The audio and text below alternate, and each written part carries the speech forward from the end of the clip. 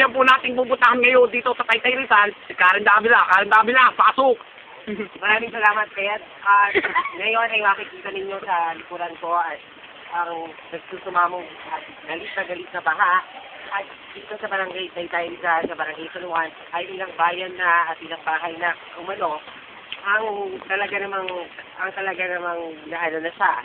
Ay kung makikita ninyo sa likuran ko, mayroong bahay na lumubog at saan makikita sa parking niya at kung didiretso mo ito, Ted, marami pa ring bahay ang lubog.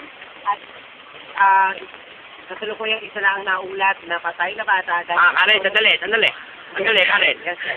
Ilan ba pamilya na salanta ng bagbigan? At tinatayang mga 50 pamilya ang umunoy apektado dito sa itong si Bagyong Milenyo. At kasi na nga ay napapasok lamang ng balita isang bata umano ang inano at hindi na pa umakot ng buhay sa ospital.